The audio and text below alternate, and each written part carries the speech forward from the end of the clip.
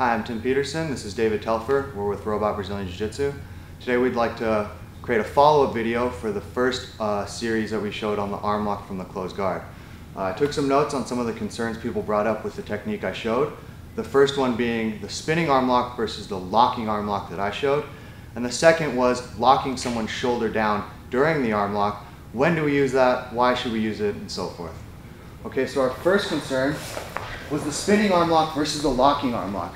Now the one I showed to, I refer to as a locking armbar, because we assume that he starts with posture and that throughout the technique, I'm going to break this posture down, keep it broken down, and then eventually end up submitting him here.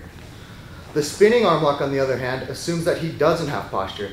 That could mean he's bent a little bit here, his elbow's slightly open, this arm is moved slightly across, and this knee's open. The spinning arm lock capitalizes on the speed of the movement and assumes that he will not regain his posture during my movement. So I take my grips, I spin quickly, and put him in the submission and hopefully finish him. Again, the locking arm lock assumes that that doesn't happen. Now, neither of these techniques are right and neither of them are wrong. All we need to know is what opportunity is presenting itself here. If his posture is weak, I should go for the spinning arm lock, because even if I miss it, I have leftover momentum I can use to say sweep him. That's the benefit of the spinning arm lock, is you have momentum even if you miss it, and hopefully his posture is broken enough that you can capitalize on that leftover momentum. On the other hand, the locking arm lock is beneficial because if I miss it at a certain step, say here I'm not able to pull him down, I can go back and say, well, that's the step I'm missing, and build from there. So just to use this as a quick example, I can't break him down here. Maybe I use my leg to swing up, sit up in this position, I've locked him in another position, and now I can simply sweep him right over the top again. So what I would like people to keep in mind is I don't think one of these is right or wrong, or better than the other, but what opportunity do you find yourself in more during your training? And from there you can begin to break down your technique again. The second concern was locking the shoulder. And that would be, I set up my arm lock, and at some point along the technique, I add the step of clamping down on his shoulder and reclosing my legs here. And then I can go ahead and finish.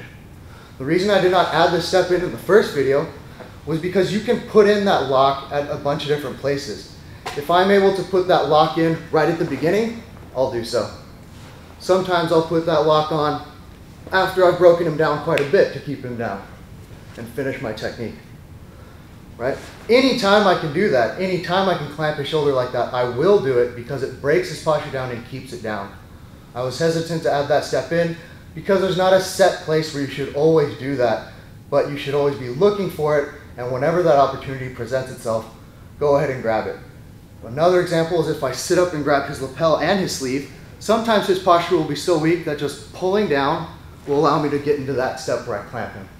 And then again, I'll simply finish and tap him out here. We want to thank you guys for watching our videos and taking the time to respond to them. Keep the comments coming. We pay attention to what you guys say, and hopefully we'll continue to address concerns that you guys have in the future.